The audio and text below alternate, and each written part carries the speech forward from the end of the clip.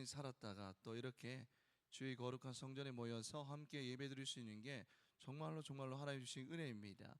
우리 청년들과 함께 한번 인사 한번 해보도록 할까요? 샬롬 시작. 샬롬, 주의 평안이 가득하기를 소망합니다. 우리 한번 구호 한번 외쳐볼까요? 하루 10분 엎드림이 어울림이 됩니다. 아멘. 오늘 말씀은 내 안에 아이왕이라는 제목으로 말씀을 나누겠습니다. 오늘이 무슨 날인지 아나요? 네, 여기 현수막 있죠, 그죠? 무슨 절입니까? 대림절이죠, 그죠? 대림절은 어떠한 절기죠? 혹시 대림절에서 아는 청년이 있습니까? 네. 이야기가 들리는데 무슨 절기일까요? 한마디로 오실 주님을 기다리는 절기가 바로 대림절 아닙니까? 2000년 전에 누가 오셨죠? 예수님께서 오셨잖아요, 그죠? 그 예수 그리스도의 성탄을 기쁨과 감격으로 기념하기 위한 그 기다림의 기간이 무슨 절이라고요? 대림절이고 또 그 성탄뿐만이 아니라 장차 다시 오실 그 재림의 소망과 깨어 있음으로 기다리는 기간이 바로 대림절입니다. 그래서 성탄절 4주 전 주일부터 시작됩니다. 여러분, 이 대림절 기간 동안에 그냥 시간이 흘러가는 대로 기다리는 것이 아니라 예수님의 성탄과 재림을 기대하면서 오실 주님의 준비된 마음으로 기다리는 우리가 되기를 주님의 이름으로 축복합니다. 네, 좋습니다. 제가 요즘에 새벽 기도 끝나고 새벽 운동을 갑니다. 근데 새벽 운동을 할 때에 찬양도 듣지만 때로는 팝송도 듣습니다. 근데 어떤 팝송을 들을까 고민을 하다가 검색하는 중에 이 검색창이 딱 떴는데, 여러분 이 찬양, 이 팝송 이 팝송 압니까? 비바 라비다라는 팝송 알아요? 한번 좀 들어봤을 것입니다. 근데 이게 멜로디가 너무 신이 나서 제가 이 멜로디를 들으면서 가사가 어떤 가사인지를 제가 한번 봤습니다. 그러니까 이 비바라비다의 가사를 보니까 여러분들 이렇게 되어 있습니다. 한글로 해석했는데 한번 들어보십시오. 나는 한때 세상을 지배했지. 내가 말만 하면 바다도 솟구쳤어. 하지만 이제 아침이면 난 혼자 눈을 뜨지. 내가 소유했던 거리들을 이젠 내가 쓸고 있어. 혁명가들이 기다리고 있네. 은쟁반 위에 올려진 내 목을 원하지 라고 그렇게 가사에서 말하고 있습니다. 이게 어떤 의미죠? 이 권력의 화려함과 몰락의 비참함을 그렇게 대비시켜서 보여주는 것 아닙니까? 여러분 정말 신나는 멜로디, 그 신나는 멜로디 이면에는 뭐가 있습니까? 몰락한 왕의 고독과 허무와 후회가 깔려 있다라는 거예요. 여러분들 여호수아 오늘 8장인 이 비바라비다의 신나는 멜로디처럼 이스라엘의 승리를 이야기하고 있습니다. 얼마나 신나는 일 아닙니까? 근데 사실은 이 승리의 이면에는 무엇이 깔려 있을까요? 이스라엘 백성들의 실패와 눈물과 상처가 깔려 있음을 우리는 오늘 본문을 통해서 볼 수 있습니다. 왜냐하면 이 승리는 이 여호수아 7장에서의 실패 위에 세워진 승리이기 때문입니다. 그래서 오늘 8장에서는 7장에서 비롯된 실패와 상처의 흔적들이 묻어나고 있다는 거예요. 제가 요즘에 읽은 책 중에 하나가 당신의 어린 시절이 울고 있다라는 책을 한번 읽어본 적이 있습니다. 여러분 심리학자 프로이트 알죠? 그죠? 프로이트는 너무나 유명한데 그 프로이트의 제자 다미 샤르프라는 사람이 쓴 책입니다. 근데 이 다미 샤르프라는 사람은 어떤 사람이냐면 신체와 감정의 통합 치료법을 만든 심리치료사입니다. 우리가 보통 심리치료사 하면 우리의 감정적인 영역만 다루는데 이 사람은 감정적인 영역뿐만이 아니라 신체적인 영역과 감정적인 영역을 통합적으로 다루어서 치료법을 만든 사람입니다. 그리고 또 트라우마 치료의 전문가입니다. 그런데 이 책에서 이런 내용이 있습니다. 우리 삶에 가장 큰 영향을 미치는 사건은 태어난 이후 불과 몇 년 안의 시간 안에 일어난다라고 그렇게 이 저자가 주장을 해요. 그러니까 우리 삶에 가장 큰 영향을 미치는 사건은 언제 일어난다고요? 태어난 이후에 불과 몇 년의 시간 안에 일어난다고 주장합니다. 여러분 한번 생각해 볼까요? 여러분들이 태어나서 한 3살 정도 그 사이에 일어난 일들을 여러분들은 기억할 수 있습니까? 혹시 기억하고 있나요? 아니면 여러분들은 언제 때부터 여러분들 기억이 있습니까? 저는 유치원 때 기억은 있는 것 같아요. 그리고 유치원 들어가기 전 기억도 조금씩 이렇게 파편적으로 있는 것 같습니다. 여러분들은 언제 때까지 기억이 있습니까? 한번 떠올려 볼까요? 그런데 여러분들이 우리는 성인이 된 우리에게 이미 그 기억이 여러분들이 없잖아요. 그죠? 기억이 나지 않습니다. 그래서 우리는 그 시기가 우리 일생을 좌우하고 있다는 생각조차 우리는 하지 않고 살아가지 않습니까? 하지만 분명히 이 시기에 우리의 삶의 가장 중요한 안정적인 토대가 마련된다고 해요. 그래서 이때 이 0살 때부터 이 몇 년간에 일어났던 일들, 그리고 그때 받은 상처는 많은 사람이 인생의 긴 그림자를 남긴다라고 이 책에서 주장합니다. 그래서 어린 시절의 상처가 현재를 살아가고 있는 우리 삶에 큰 영향을 미친다라는 거예요. 그래서 이 책에서 이렇게 말합니다. 발달 트라우마라는 단어를 언급하면서 이 아기가 출생 후에 건강상의 이유로 엄마 곁에 있지 못하고 병원에 입원해야 한 경우를 말하고, 또 어떤 경우가 있냐면 어렸을 때 충분히 스킨십을 받지 못했거나 부모에게 의사 표명을 했는데 충분한 피드백을 받지 못했을 때 여러분들 발달 트라우마가 일어난다고 합니다. 예를 들어 볼게요. 아기가 막 울고 있어요. 응애 막 울고 있는데 이를 부모가 그냥 강하게 키운다고 그냥 내버려둡니다. 그리고 옆방에 그냥 혼자 지어버립니다. 그러면 아기는 어떤 감정이 들죠? 죽을 것 같은 두려움을 느낀다라고 해요. 근데 이런 일이 계속해서 반복되면 아이의 인생에 엄청난 부정적인 영향을 끼친다고 합니다. 그러니까 어린 시절 정말 갓난아기 때 겪은 그 좌절과 두려움과 상처의 흔적이 평생을 따라다닌다라고 이 책에서 주장하고 있습니다. 여러분들이 그 어릴 때 겪었던 그런 두려움들이 여러분들 우리에게 흔적으로 남아서 평생을 따라다닌다고 합니다. 여러분 오늘 본문에 등장하는 이 아이 왕은 단순히 한 나라의 왕이 아니라는 거예요. 그는 이스라엘의 실패와 상처의 흔적임을 우리는 알 수 있습니다. 여러분 이스라엘이 어떤 실패를 경험했을까요? 여러분들 우리 여호수아 그 전에 보면 여러분들 여리고성을 이제 무너뜨리고, 여러분들 그 여리고성을 이제 하나님께 드려야 되잖아요, 그죠? 그래서 모두를 진멸해야 되는데 아간이 어떻게 하죠? 하나님이 금하신 전리품을 몰래 취하게 됩니다. 그리고 여리고성의 승리에 취해서 이 이스라엘 백성들은 아이성의 공격을 할 때에 하나님께 묻고야 되는데 묻지도 않고 그냥 쳐들어가 버리게 됩니다. 그래서 결국에는 이 아이성 군대의 반격으로 36명이 전사합니다.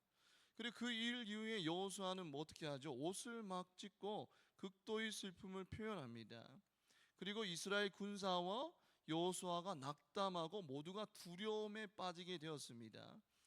여러분 이런 상황을 경험한 이스라엘 백성입니다. 실패를 경험했고 상처를 경험했고 두려움에 사로잡혔었습니다. 그런 일들을 경험했죠.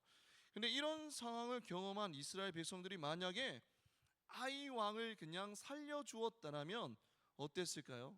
한번 좀 생각해 볼까요? 이런 상황을 경험했는데 이런 상황 가운데서 아이 왕을 살려준다면 여러분들 이스라엘은 그 아이 왕을 볼 때마다 이런 생각이 들었을 것입니다. 우리는 그 작은 성에도 무너졌었지. 우리는 그렇게 쉽게 무너졌었지. 우리는 하나님 앞에서 실패한 백성이었지 라는 생각이 들었을 것입니다. 여러분들 우리가 살면서 보는 것이 정말 중요하죠, 그죠?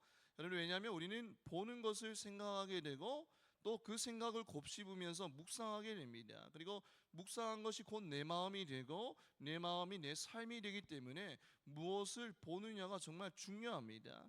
여러분 영국에서 이제 동상을 세우자라는 그런 이야기가 나오고 있습니다. 축구 선수 누구의 동상을 세우자고 하죠?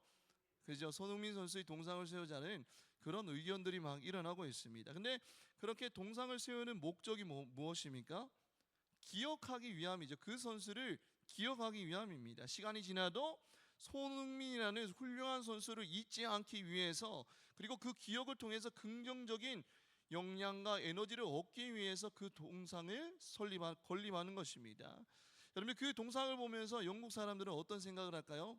축구를 좋아하는 그들은 자자손손 그 동상을 보면서 손흥민이 어떤 선수였는지 이야기할 겁니다. 아버지가 아들에게 이야기하고 할아버지가 손주들에게 손흥민이라는 선수를 이야기할 것입니다. 그리고 그 토트넘에 대한, 그 팀에 대한 자부심이 계승되겠죠.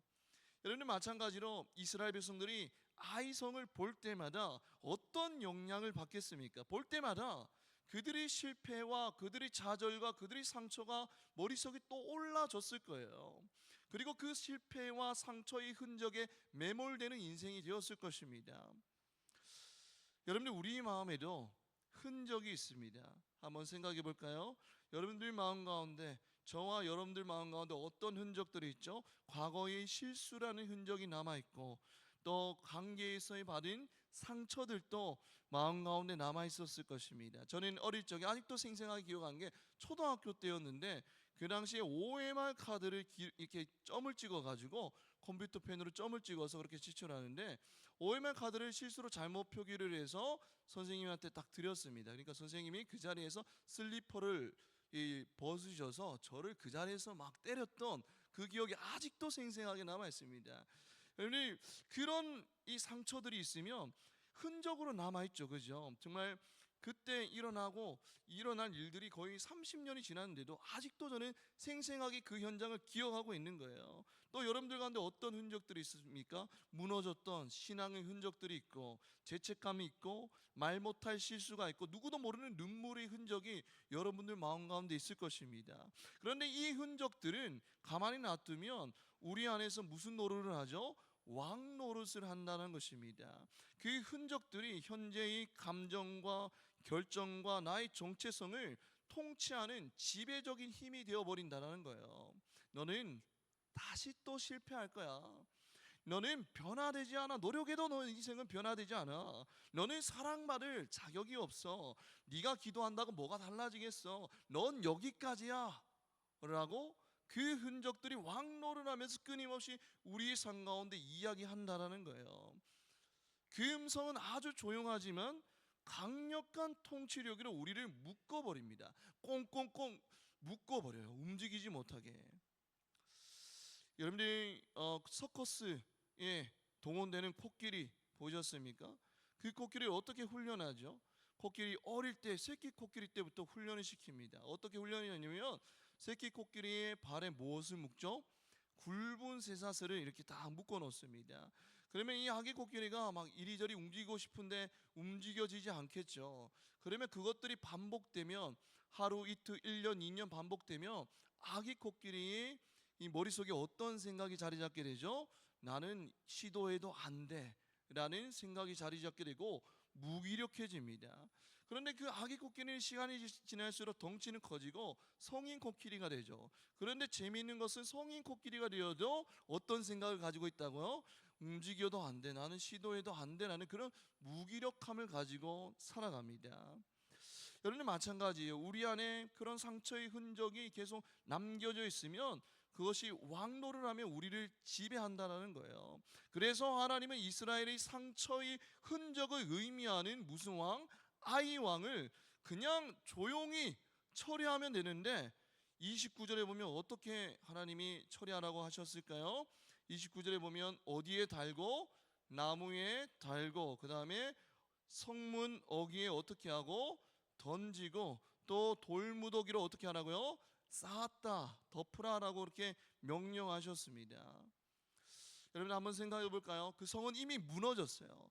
아이 성은 이미 무너졌습니다. 근데 굳이 왜 왕까지 이렇게 철저하게 처리해야 했을까요? 그 이유는 단순합니다. 성벽은 무너져도 왕이 살아있으면 전쟁은 끝나지 않기 때문이에요. 여러분들, 우리는 주일마다 예배드리고 은혜 받고 때로는 새로운 결단 또 하고 세상 가운데로 나아가죠, 그죠?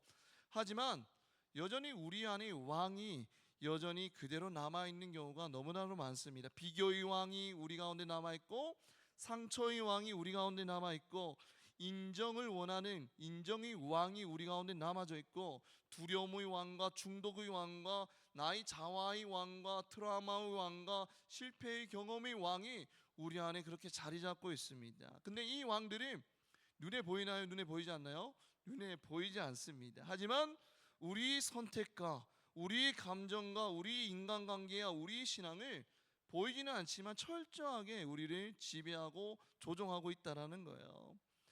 그래서 사실 청년들에게 가장 힘든 싸움은 눈에 보이는 싸움이 아니라, 사람과의 싸움이 아니라 어떤 싸움이에요? 마음속 왕자의 싸움입니다. 왕자, 왕이 앉는 자리의 싸움이라는 거예요.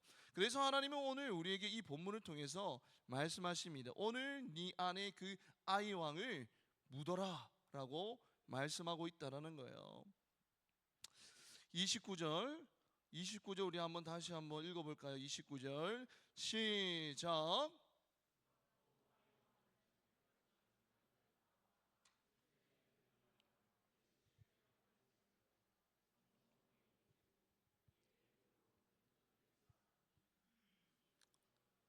아멘. 성문 어기에 던지고라고 했는데, 여러분들 성문 어기가 무엇을 의미하냐면 성문 입구를 의미하는 거예요. 그러니까 여러분들 입구에 던지라라고 말씀하고 있습니다. 여기서 회복의 원리가 여기에 있다라는 거예요. 여러분들 성문 입구는 사람들이 드나들던 곳이었습니다. 즉 이스라엘 백성들이 자주 드나들던 장소였죠. 왜 많고 많은 그 장소 중에 하필 그 성문 입구에 큰 돌무더기를 쌓았을까요? 한번 묵상하면서 여러분들 질문을 던져 보셨습니까? 왜 많고 많은 장소 중에 왜 성문 입구에 그렇게 돌무더기를 쌓았을까요? 그들이 성문을 지날 때마다 돌무더기를 보면서 이렇게 고백하게 되는 거예요. 그 왕은 이제 끝났다. 그 목소리가 더 이상 우리를 지배하지 않는다. 내 실패가 내 정체성이 더 이상 아니다. 하나님이 내 삶의 왕이시다 라고 그것을 보면서 고백하게 된다라는 거예요. 여러분들, 이 돌무더기를 성문 입구에 쌓은 목적은 왕이 다시 일어나지 못하게 하는 것뿐만이 아니라 내가 다시 그 왕에게 가지 않게 하는 거예요. 여러분들, 왕은 여러분 죽었으나 우리의 마음은 여전히 그 왕에게 가 있을 수 있지 않습니까? 그것을 여러분들 하나님께서 철저하게 금하시는 거예요. 여러분들, 우리 삶에도 내 안에 아이 왕을 묻는 이 돌무더기가 정말로 필요합니다.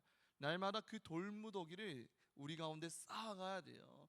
그 돌무더기가 쌓여 있는 것을 봤을 때 우리는 뭐라고 고백하죠? 나는 더 이상 이 실패의 종로를 하지 않을 거야. 하나님만이 나의 주인 되심을 고백하며 살 거야라는 그 선포를 하며 살아가게 된다는 거예요. 아까 전에 설명드린 당신의 어린 시절이 울고 있다라는 책에서 이렇게 말하고 있습니다. 한번 들어보십시오. 우리가 어릴 적에 경험했던 일들을 기억하지 못한다고 해서 아무런 영향이 없다고 생각하지만 그 반대다. 우리 마음의 바닥에는 지하실로 통하는 문이 설치되어 있는데 그 안에는 우리의 삶의 모든 작은 괴물이 있다. 트라우마, 굴욕적인 경험 등의 모든 상처가 앉아 있다. 우리는 그것들을 지하실에 꼭꼭 가두어 두고 잊어버리려고 노력한다. 하지만 그러려면 괴물들이 기어 올라서 우리를 덮치지 않도록 계속 한 발로 문을 누르고 서 있어야 한다. 그러고 있으면 상당한 에너지가 들 것이다. 해가 저물고 기운이 떨어질 때면 문이 열리는 걸 막기 위해서 서 있는 것도 힘들어진다. 그러다가 이별을 경험하거나 혹은 주변 사람들의 죽음 같은 결정적인 사건이 일어나면 에너지가 소진되어서 갑자기 지하실 문이 열리면서 감추고 싶었던 과거의 그림자들이 뛰쳐나와 우리는 어찌할 바를 모르게 된다. 그 다음에 이 글이 중요합니다. 이렇게 되지 않으려면 미리미리 지하실을 청소해야 한다라고 그 책에서 말하고 있습니다. 그렇게 되지 않으려면 어떻게 해야 된다고요? 미리 지하실을 청소해야 된다라고 말하고 있는 거예요. 여러분들이 우리가 살면서 제 가운데 넘어지고 무너져서 이스라엘 백성들처럼 그것이 우리에게 실패가 되고 그것이 우리에게 상처로 남아 있을 수가 있습니다. 그런데 누구나 죄로 인해서 우리가 실패하고 넘어질 수는 있습니다. 그렇죠? 그러나 그것이 상처로 남지 않기 위해서는 우리가 날마다 어떻게 해야 된다고요? 돌무더기를 쌓아 나가야 된다는 겁니다. 주님, 오늘 제가 이런 죄를 저질렀습니다. 주님, 용서해 주십시오. 라는 회개의 돌무덤을 우리는 매일매일 쌓아 나가야 된다는 거예요. 여러분들은 하루에 여러분들이 몸을 몇 번이나 씻습니까? 최소 한 번은 씻지 않습니까? 그죠? 뭐 출근하기 전이나 아니면 퇴근하고 와서 한 번은 씻잖아요. 그죠? 그러나 여러분들, 우리의 그런 죄들을 씻는 그런 행동들은, 죄를 씻는 그런 하는 고백들은 우리 가운데 없다라는 거예요. 그것들이 반복되면 어떻게 되죠? 죄로 인한 실패와 죄로 인한 상처들이 우리 가운데 흔적으로 남게 됩니다. 그리고 그 흔적이 우리 삶을 지배하고 통치하기 시작한다는 거예요. 그래서 우리는 어떻게 해야 돼요? 미리미리 청소를 해야 돼요. 주님, 제가 오늘 또 이런 죄를 저질렀습니다. 주님, 저를 용서해 주십시오. 회개의 돌무덤을 쌓아 나가야 된다는 거예요. 그 다음에 또 어떤 돌무덤을 쌓아 나가야 되죠? 우리의 감정을 호소하는 돌무덤을 쌓아 나가야 된다는 거예요. 여러분, 시편에 보면 뭐 비탄 시도 있고 뭐 여러 가지 시들이 있잖아요. 하나님 앞에 우리의 감정을 호소하는 시가 바로 시편 아닙니까? 여러분들, 마찬가지로 우리는 매일매일 우리의 감정을 호소하는 돌무더기를 쌓아 나가야 된다는 거예요. 주님, 저 오늘 너무 힘들었습니다. 주님, 이런 일 때문에, 직장 가운데서, 학교 가운데서, 관계 때문에, 여러 가지 일들 때문에 너무나 외롭고 힘들었습니다. 주님, 제 마음 가운데 오셔서 도와주시고 치유해 주십시오. 라는 내 감정을 호소하는 돌무더기를 매일매일 쌓아나가야 된다는 거예요. 그럴 때 그것이, 그 아픔이 상처로 남지 않고, 여러분들이 그렇게 건강한, 또 그 감정들을 온전히 하나님 앞에 치유할 때 건강한 사람으로 또 성장하게 된다는 것입니다. 여러분, 바울도 고백했잖아요. 날마다 죽노라. 예수를 믿고 나서 그 순간에만 죽는 것이 아니라 어떻게 한다고요? 날마다 내가 주 안에서 죽노라고 고백했듯이 우리도 날마다 매일매일 내 안에 있는 아이 왕을 향해서 돌무덤을 쌓아 나가야 된다는 겁니다. 여러분, 오늘 본문은 이렇게 마무리됩니다. 35절 볼까요? 35절 우리 다 같이 한번 읽어보겠습니다. 시작.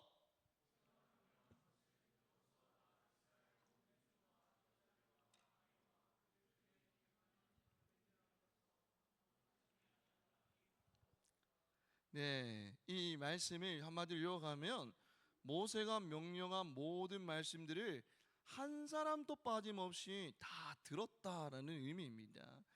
여러분들, 아이 양이 묻힌 그 뒤에 말씀을 듣는 장면이 딱 등장하죠. 묻히고 말씀을 듣는 장면이 등장합니다. 왜 그렇게 화면이 딱 바뀌었을까요? 그 이유는 뭐냐면, 여러분들, 왕이 바뀌어야지만 말씀이 들리기 때문입니다. 여러분들, 내 안에 아이 왕이 묻혀야지만 하나님의 말씀이 우리 심장까지 들어가기 때문이에요. 여러분들, 두려움이 나의 왕이 되면 하나님의 약속이 들려도 우리는 여전히 불안합니다. 여러분들, 상처가 나의 왕이 되면 하나님의 위로가 들려도 여전히 의심이 가요.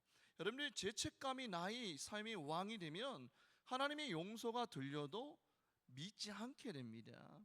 그러나 내 안에 있는 그 가짜 왕이 묻히게 되잖아요. 돌무더기에 묻히게 되면 뭐가 들리기 시작하죠? 하나님의 말씀이 우리 가운데 들리기 시작합니다.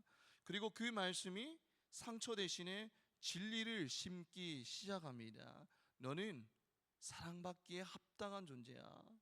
너 그 존재 자체만으로도 너무 사랑스러워. 이 진리의 말씀이 드디어 심기기 시작합니다. 언제요? 내 안에 왕이 바뀌기 시작할 때 그 진리의 말씀이 심기기 시작한다는 거예요. 두려움 대신에 평안을 심고 죄책감 대신에 은혜를 심습니다.